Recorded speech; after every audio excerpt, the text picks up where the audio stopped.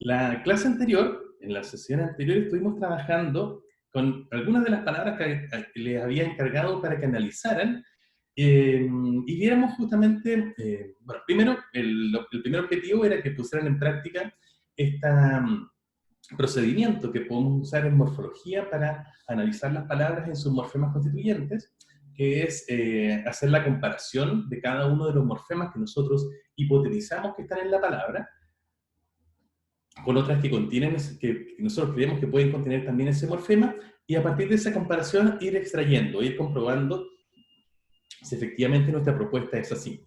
Lo hicimos con niñas, por ejemplo. Nicolás, si mal no recuerdo, nos decía que él hipotetizaba que niñas estaba formado por la raíz nin, más los sufijos a y el sufijo s, y para comprobarlo lo que hizo fue ir oponiendo el significante nin a otras palabras que también compartieran ese significante, e ir viendo si efectivamente se compartía también el significado. Lo mismo con el significante a, y lo mismo con el significante s, para obtener los significados de femenino y plural que parece que también tiene esta palabra. Con eso, con el proceso de comparación para llegar a la segmentación, ¿alguna duda? ¿No? ¿Todo claro? Súper. Luego también observamos niñas, que es una palabra obviamente muy relacionada con niñas, y eso nos sirvió para darnos cuenta de que, en realidad para observar un primer fenómeno morfológico es que hay una especie de disparidad en este ideal del morfema. El morfema, al ser un signo lingüístico, al ser el signo lingüístico mínimo, idealmente, entre comillas, está formado por un significante y un significado. Pero en niña, observamos que la palabra en sí, como conjunto, expresa la idea de un significado singular en oposición a niñas, y sin embargo no hay ningún significante que nos esté expresando la idea de singularidad. No hay ningún fonema, en realidad, no hay ninguna parte de la expresión que esté aportando la idea de la singularidad, sino que lo singular se entiende en oposición al plural de niñas. Y por lo tanto ahí postulábamos que esa ausencia de un significante era equivalente a también un significante, y por lo tanto expresaba un morfema. Y eso lo llamamos el morfema cero, ¿no? Entonces ahí niña estaba formado por nin, bueno, vamos a hacer lo mismo que arriba, nin era la raíz, luego el sufijo a y luego el sufijo s, y acá en nin teníamos el sufijo a de género, y eso se mantenía igual, y finalmente el sufijo cero de número. ¿Bien? Súper. Luego vimos la palabra salas, que nos aportó varias cuestiones interesantes. Entre ellas, por ejemplo, el hecho de que la palabra salas era femenina, y sin embargo, a pesar de lo que pasaba con niñas, esta idea de lo femenino no tenía una contraparte en la realidad extralingüística. Es decir, si bien las niñas, evidentemente, son seres humanos pequeños, pertenecientes al sexo femenino, y eso es coherente con que tengan género femenino, las salas son lugares donde ocurren reuniones, ¿cierto? Como por ejemplo clases u otro tipo de reuniones, pero no tienen ninguna contraparte masculina, y de hecho no corresponden a ninguna entidad que tenga características femeninas, ¿cierto? De hecho, perfectamente podría haber sido masculina, como por ejemplo son los salones, que es lo mismo que una sala, pero más grande, ¿no? O quizás más formal. Entonces no hay nada, al menos transparente, ¿no?, en la realidad misma de una sala que indica que tenga que ser femenina, y sin embargo la palabra en sí es femenina. Y esa es una cuestión re importante, porque los morfemas flexivos, como el género y el número en el caso de los sustantivos, no solamente son importantes en el sentido que son obligatorios y característicos de una clase gramatical, cuestión que vimos en una sesión pasada, sino que también muchas veces no tienen un significado interpretable, sino que tienen un significado más bien gramatical, o lo que es equivalente a decir que cumplen una función gramatical. Y en este caso, el femenino en salas no está ahí para indicar ningún significado interpretable, sino solamente para generar concordancias con las palabras de su entorno, y saber entonces con qué palabras se relaciona. ¿Cierto? Ese es el fenómeno de la concordancia, y que se apoya muy fuertemente en por ejemplo, en morfemas flexivos como el género y el número. Por ponerles un ejemplo, si yo tengo una expresión como un ejemplo que doy siempre, llegué con mi bicicleta al parque. Supongan esa primera oración. Y sigo mi texto contando una historia, diciendo que estaba...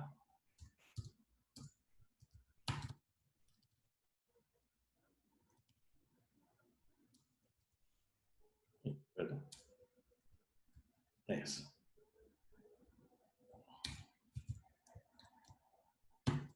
Estaba Susi y descuidada. No, no es que tuviera Susi una amiga, sino que estaba Susi y le falta al final. Y descuidada, que suena como catalán, pero no. Lo que quiero decir, mostrar con este ejemplo, es que, ¿de qué estoy hablando con estas propiedades? ¿A qué le estoy atribuyendo la propiedad de la suciedad y de lo descuidado? ¿A la bicicleta o al parque?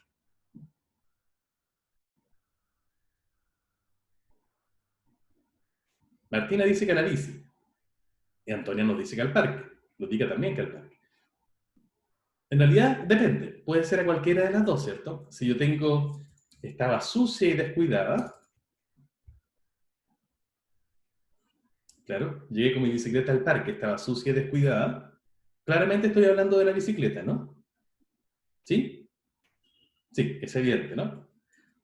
Pero si yo pongo, estaba sucio y descuidado, y la expresión entonces es, llegué con mi bicicleta al parque, estaba sucio y descuidado, estoy hablando del parque. Entonces, fíjense que ni bicicleta, ni parque, ni sucio, ni descuidado, ninguna de esas palabras tiene alguna naturaleza femenina o masculina. O sea, la bicicleta no es, no tiene ninguna, bueno, la bicicleta es una palabra femenina, obviamente, pero ese significado femenino no tiene nada que ver con su naturaleza extralingüística. La bicicleta no es mujer, ni hombre, ni hembra, ni macho. Lo mismo el parque, ¿no? El parque es masculino, una palabra masculina, pero no es macho ni hembra. Y menos aún las propiedades de la suciedad y lo descuidado no son ni femeninas ni masculinas, sino que pueden atribuirse a cosas femeninas o masculinas. Entonces, ninguna de estas cuatro palabras que sí tienen género, en ninguna de esas cuatro palabras que sí tienen género, ese género es interpretable. Solamente está ahí para establecer justamente las concordancias y poder hacer esta especie de relación a larga distancia entre las palabras y que le da mayor coherencia a nuestro texto, a lo que estamos usando para comunicarnos. ¿Bien? Entonces, los morfemas flexivos, como el género y el número, muchas veces no tienen un significado propio, sino que están ahí más que nada para cumplir una función, como en este caso, para establecer una relación sintáctica. Claro, Florencia también nos indica, por ejemplo, casos como el de el calor, la calor, ¿cierto? En que justamente tenemos una variación de una palabra que en algunos dialectos tiene género masculino y en otros dialectos tiene género femenino, justamente porque las palabras en sí no tienen nada de ni masculino ni femenino. ¿Sí? Es una cuestión, entre comillas, casi un capricho de los hablantes, que en un dialecto escogieron ponerle un género y en otro otro. Y hay muchas palabras así, sartén, terminal, por ejemplo, ¿cierto? Que para algunos hablantes son masculinos y para otros son femeninos. Computador y computadora, decía alguien el otro día, por ejemplo. Claro, la Play o el Play, claro. O para estar muy atingente a estos días, el COVID o la COVID, ¿cierto? Que también se discutió mucho al inicio de esta pandemia. ¿Cómo decirle a la enfermedad misma? Claro, porque no tienen o la Confech y el Confech, también eso, ¿lo han escuchado esa distinción? Artista y artisto, esa es más rara. Bueno, vamos a volver a hablar sobre estos temas cuando hablemos sobre el género en los sustantivos, porque vamos a hablar también ahí sobre cuestiones sobre el sexismo lingüístico y esas cosas que yo sé que les apasionan también. Bien, súper. Eh, Francisca nos dice que es masculino el artista porque una mujer jamás le haría sufrir así. Nos tienes que explicar eso después, Francisca. ¿Eh? Bueno, Ahí estaba hablando del COVID. Ah, del COVID. Ya te entendí. Tienes razón. Tú dices que es masculino, entonces, el COVID. Porque hace sufrir demasiado. No me pegues que tengo sueño y no me den pantalla, sigan. Eso es muy machista de su parte, ¿eh? Vamos a denunciar. Sí. Muy bien. Eh, bueno, eso a propósito de salas. Y en salas también encontramos un fenómeno re interesante y que no es fácil de entender, y es qué hacemos realmente con la segmentación de salas. Y ahí vimos que teníamos dos posibilidades, y las repaso muy rápidamente. Una era considerar que sal era la raíz, y luego A el morfema femenino, y luego S el morfema plural. Con el S no hay ningún problema. Pero el problema está en saber si segmentamos o no sal como sala, perdón, como sal y A, porque no tenemos la oposición de sala, a diferencia de lo que pasaba con niñas, a salo, para indicar el posible masculino, ¿no? No teníamos esto. Entonces no era tan claro que la A fuera la que aquí estuviera indicando el género de esta palabra. Entonces, otra posibilidad de segmentación era considerar que teníamos la raíz sala por completo y solamente el morfema flexivo S para indicar el número, y que aquí en sala, como significante, estaban amalgamados dos significados, tanto el de la raíz por un lado, como el de género por otro. Y ese es otro fenómeno morfológico que también influye en nuestros análisis. Existen ocasiones, y vamos a ver otras más claras más adelante, en que en un solo significante, que no es posible dividir en varios, en que no es posible analizar en diferentes significantes, se ubica en más de un significado, se expresa más de un significado. Y podría ser que es el caso también de este ejemplo. De hecho, aquí hay un problema, aquí hay no hay, un problema sin solución actual. De hecho, hay argumentos a favor de una y hay argumentos a favor de la otra. A favor de esta segmentación, perdón, de esta acá abajo, la que tenemos amalgama, está lo que decíamos recién, ¿no? Que la posible A, que podríamos separar como indicando el género, no es tan fácil hacerlo porque no se opone a ninguna O ni a ninguna ausencia, como en el caso de niñas, por ejemplo, para indicar que sí se puede hacer esa oposición de manera muy sencilla. Y entonces, como no hay una oposición, no es claro que la A esté expresando el género. Eh, entonces, eso sería a favor de esta. Pero a favor de esta otra, estaría que si nosotros comparamos, enseguida veo tu pregunta, Constanza, sería que a favor, perdón, de esta segmentación de acá, en que hacemos sal, A y S, estaría que si comparamos salas con otras palabras de su familia, más o menos relacionadas en que estén con la misma raíz, como por ejemplo salón o salita, vemos que la raíz, o la parte del significante que más se repite, es sal y no sala, no es salaón ni salaíta, ¿cierto? Que tendrían otro significado o no tendrían ningún significado en absoluto. Entonces, tenemos un argumento a favor de una posición y un argumento a favor de la otra. Así que aquí no hay una solución clara ni sencilla.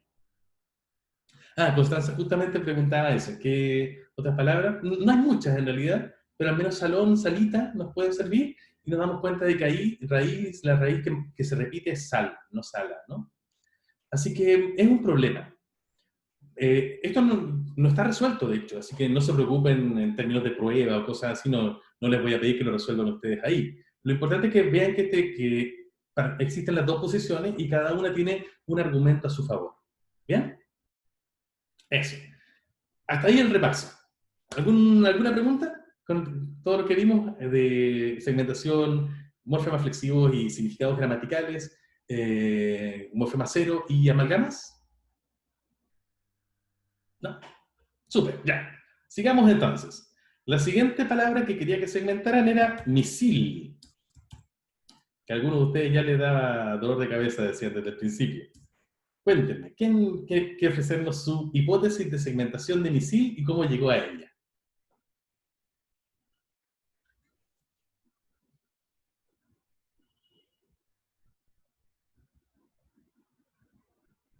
Vamos, vamos, vamos. O yo voy a designar.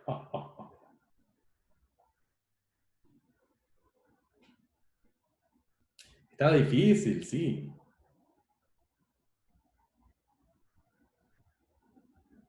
Camila, ídola. Hola, profe.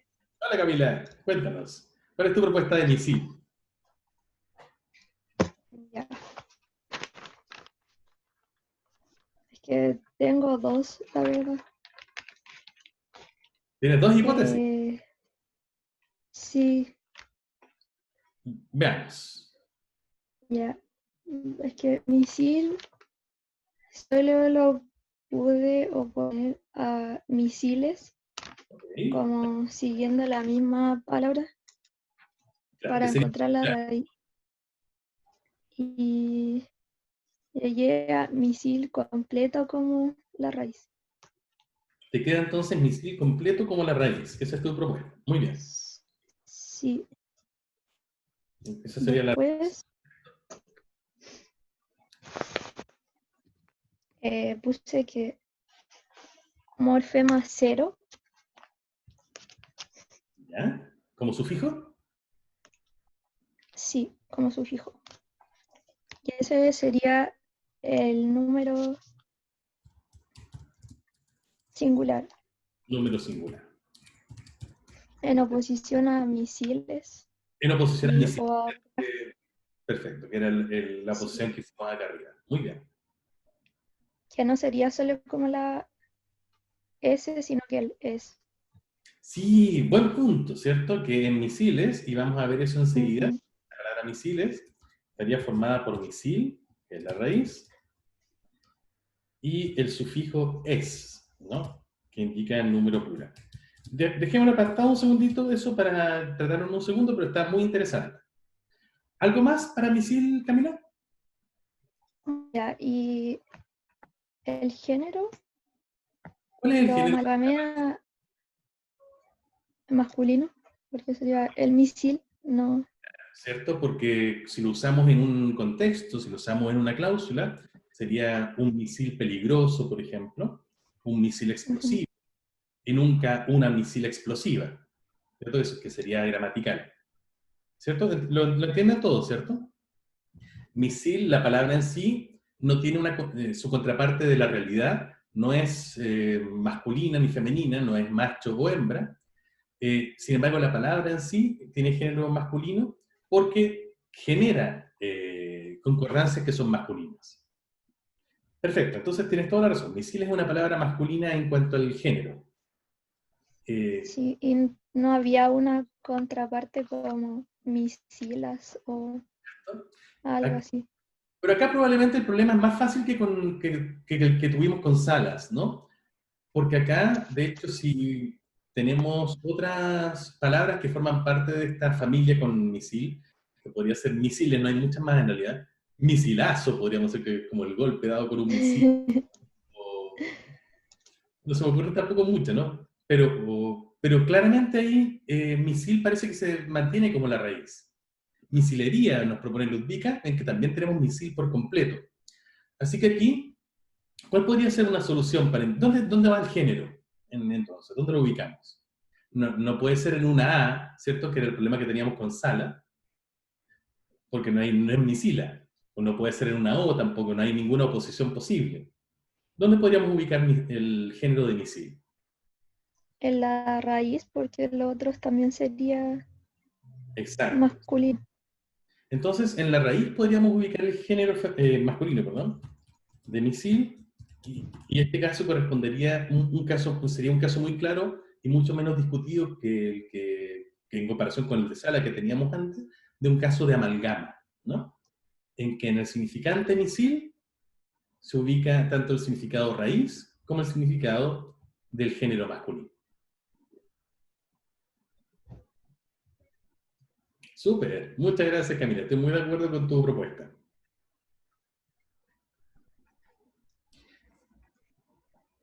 Algo interesante con respecto a también lo que nos contaba Camila sobre el número, es que acá nos salió una cuestión un poquito distinta para marcar el plural, ¿cierto? Anaí nos dice que si la raíz termina en una consonante se agrega ES, que si termina en vocal se agrega solamente la S. En efecto, hay una regla que es muy similar a lo que nos dice Anaís, tiene algunas pequeñas variantes, pero en efecto es así. Típicamente si una palabra termina en vocal se agrega S, si termina en consonante se agrega ES. Pero tanto la S como la ES, ambas son posibilidades para expresar el número plural. Ambos son sufijos que pueden expresar pluralidad. Cuando tenemos un fenómeno como este, en que un mismo significado puede expresarse alternativamente en un significante, algunas veces como el sufijo S, y otras veces en un sufijo como ES, lo que tenemos son un fenómeno llamado, variación alomórfica.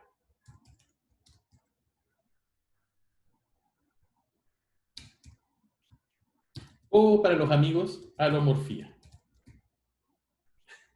Más sencillo. Se dice entonces que para el mismo significado de número plural, por ejemplo, aunque puede ser en cualquier morfema, la S y la ES, el sufijo S y el sufijo ES, son alomorfos. Son dos posibles significantes para expresar el mismo significado. Y cuando existe esa posible variación en el significante, cada una de esas variantes recibe el nombre técnico de alomorfo. Algunas veces, claro, Camila lo indicaba ahí, alomorfía. Algunas veces, como nos lo señala Anaís, estas variantes siguen una regla. Por ejemplo, con respecto a los sustantivos con número plural, el castellano, si una palabra termina en una vocal átona, típicamente la palabra, para pluralizarla, se adjunta el sufijo S. Si termina en consonante, en cambio, o en una vocal llamada de las débiles tónicas, se agrega ES. Aunque esta tiene muchas variantes dialectales. Y así en principio tenemos, no sé, por ejemplo, de casa, casas, pero de canción, canciones, ¿cierto? Entonces hay una regularidad. El problema está en palabras como ají, ¿no? ¿Cuál es su plural?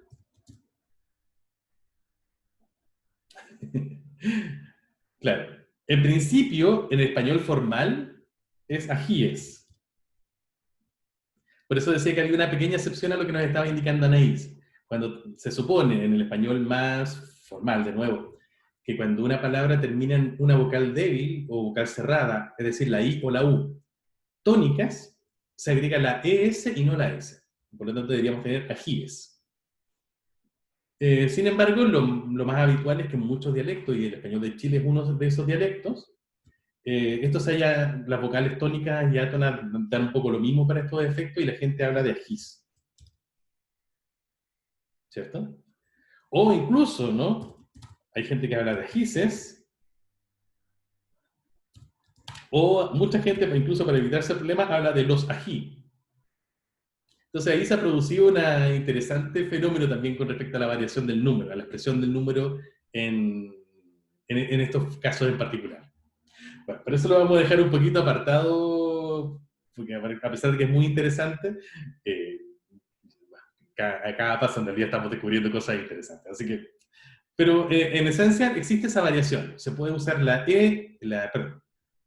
S, había puesto casas, o la ES, dependiendo de cómo termina originalmente la raíz, ¿no? o la parte anterior. Otro caso de alomorfía muy conocido y que también depende del contexto fónico en el que se encuentra, es por ejemplo el de la conjunción copulativa, y, que en algunos casos puede expresarse como E, sobre todo en el español formal, ¿no? Entonces, cuando la segunda palabra de los elementos coordinados empieza por una I, típicamente se cambia a E, ¿no? ¿Cierto? Y el ejemplo típico es padres e hijos, ¿no? Y no padres y hijos. ¿Camila? Sí, es que me voy a desviar de este tema Del un poco, así que termina y después si quiero me da la segundito palabra. para poder terminar lo de la alomorfía, para dar un ejemplo más. ¿Ya? ¿Sí? Bueno, Sí, estos no, son sí, espero. ejemplos. Estos son ejemplos en que, por ejemplo, el sufijo s o es son alomorfos, son variantes de significante que expresan el mismo significado, pero que están, una persona no puede elegirlo, sino que están obligadas a usar uno u otro dependiendo de cierta regla, ¿no? Del contexto fónico en el que aparece. Sería raro decir canciones en castellano. No es imposible, pero suena como agringado, ¿no? De la misma manera tampoco casáis indicaría el plural, sería raro, ¿no? No se puede. Un hablante no puede elegir hacer. Un hablante sí puede elegir decir padres y hijos, ¿no? Pero en ese caso se considera más bien como un problema más bien de pronunciación, como que lo hizo en el momento. Pero si está hablando un español formal y cuidado, se esperaría que dijera padres e hijos, ¿no? Ese es el contexto.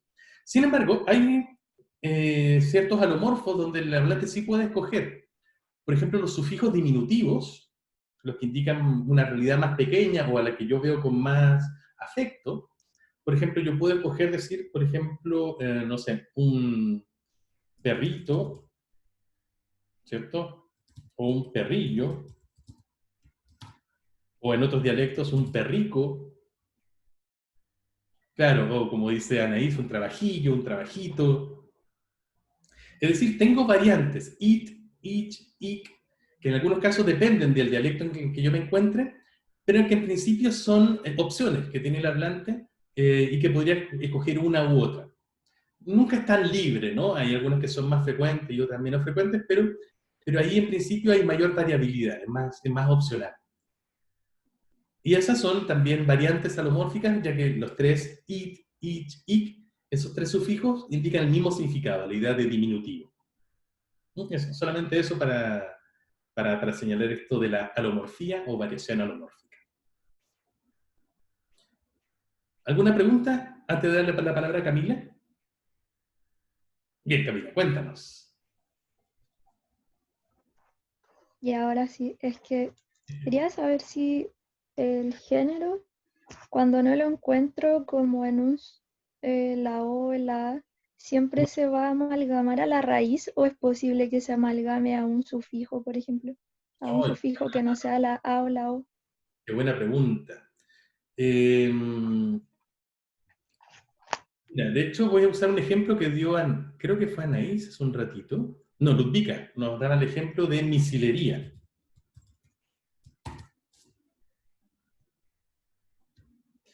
Misilería, a mí me suena a una palabra. Sí, muy bien. Misilería a mí me suena que sería femenina, ¿no? Yo hablaría de la misilería de un país, por ejemplo, que me suena como a la cantidad de Sí, misiles, y no de el misilería de un país. Y hablaría de una gran misilería y no de un gran misilería. Y este es un caso interesante porque si analizamos misilería, probablemente nos quedaría la raíz misil y el sufijo ería, que nos daría un significado así como de un conjunto de, ¿cierto? Un grupo de. En este caso, un grupo de misiles, ¿no? No sé si exactamente ese significado, pero más o menos por ahí va. Y en este caso, misil, cuando lo tomábamos solito, veíamos que amalgamaba, perdón, la raíz y el género masculino. Pero en este caso, la palabra misilería es femenina. Entonces, ¿dónde ubicamos el femenino acá? No puede ser en misil, mm, porque ya hemos visto que misil por sí mismo, cuando está solo, transmite género masculino.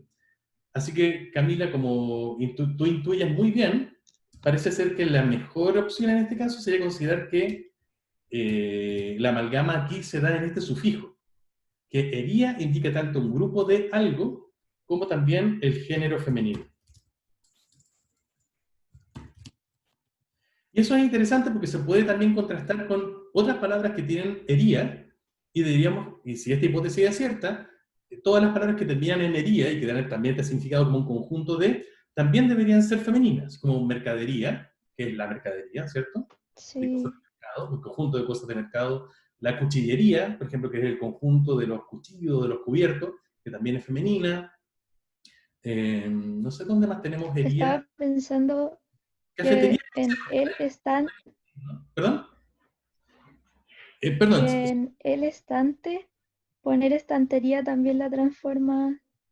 es cierto, claro, un estante es una repisa en principio y la estantería es un conjunto de repisas, Sí, tienes razón, y también es femenino.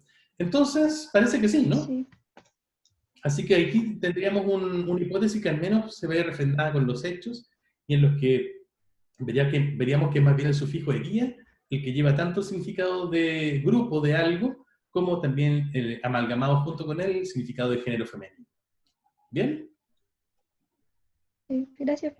Eso, entonces, súper buen el apunte. Las amalgamas no solamente se pueden producir en la raíz, sino que también pueden producirse en otros morfemas. No hay una restricción con eso. Súper. Hasta ahí con misil. Y descubrimos entonces otro fenómeno, el fenómeno de la... no descubrimos otro fenómeno, sino que vimos otro ejemplo, más bien del fenómeno de la amalgama, y en este caso lo pudimos discutir más. Súper. Vamos con el siguiente. Canté. Este está bonito. ¿Quién nos hace la propuesta de Canté? Ludvika y Amanda nos piden recordar la definición de amalgama. Muy rápidamente. Una amalgama es un fenómeno morfológico en el que un solo significante expresa más de un significado a la vez. ¿No? En todo caso, en el que un significante exprese más de un significado a la vez, tenemos entonces una amalgama. Eso. Bien, vamos con Canté. ¿Quién nos podría ofrecer su análisis?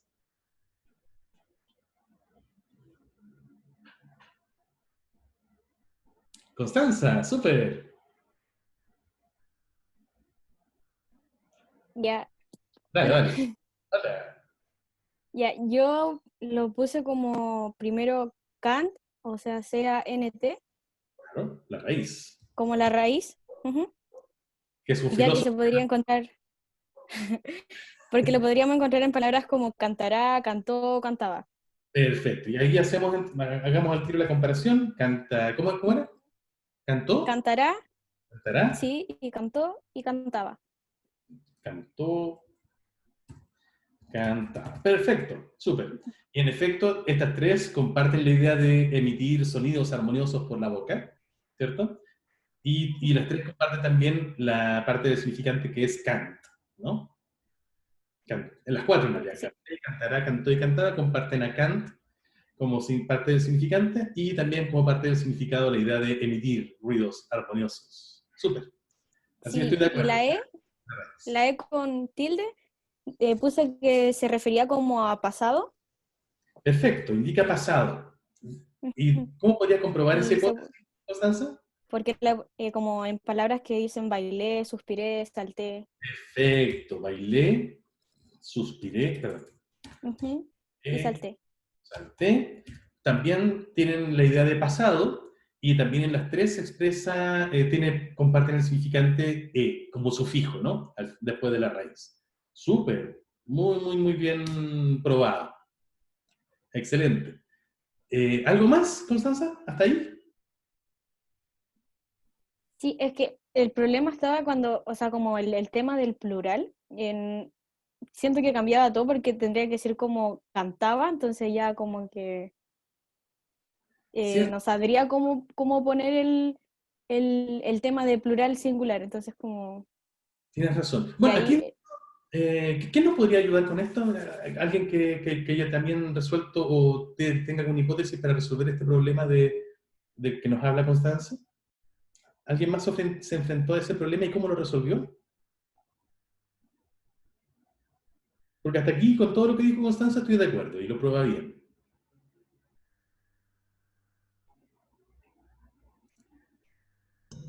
Profe, yo tengo una duda, pero con otra cosa, que Dale, dale. si el E también podría indicar el sujeto, porque sin la tilde podría ser baile, o sea, cante, perdón.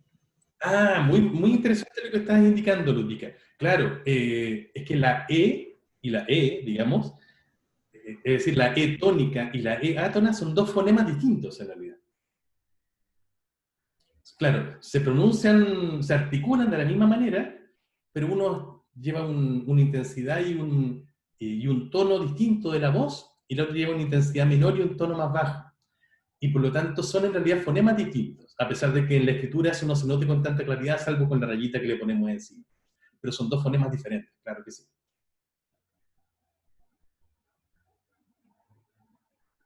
Eso.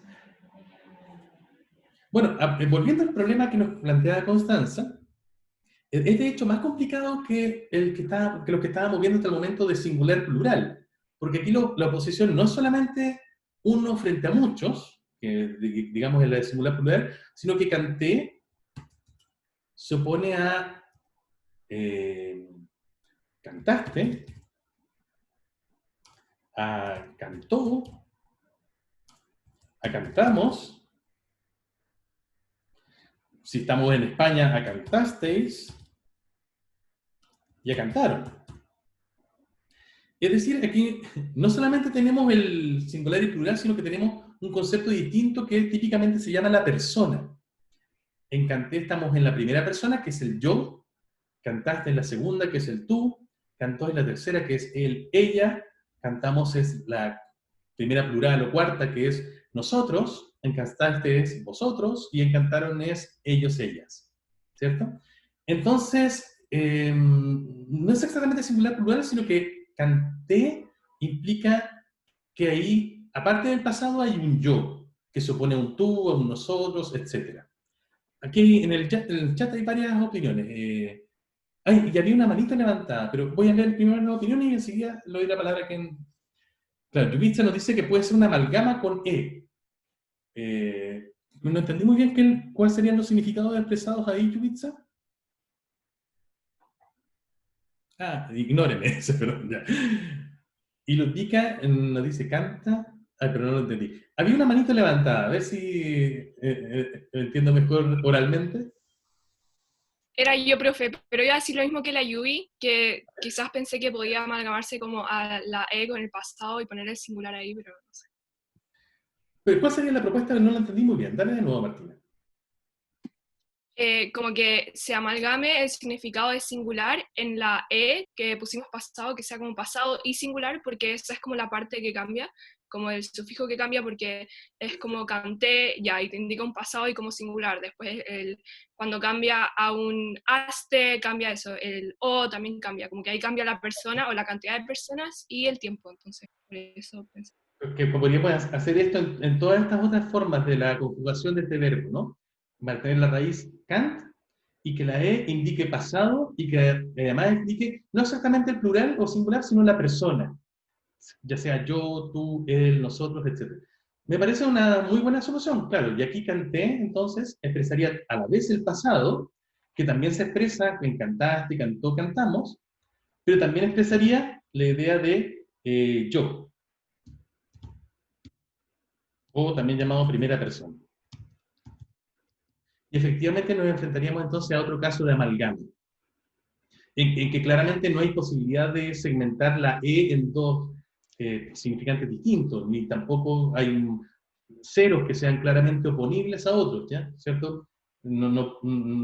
Canté no es un cantés, sino que se opone a cosas como cantaste, cantó, en que claramente no hay un contraste claro como había entre la O y la A, o entre la O y un cero cuando encontramos morfemas cero. Así que aquí, efectivamente, la solución de la amalgama, indicando que en el significante E se expresa tanto el pasado como la idea del yo, me parece una excelente solución. Estoy de acuerdo con ella. Súper, gracias Martina. Bien, son las 9:30, así que vamos a dejarlo hasta aquí. Continuaremos la próxima clase con el resto del análisis, porque tengo que dejarle el tiempo a Valentina, por favor. Adelante, Vale. Hola, ¿cómo están?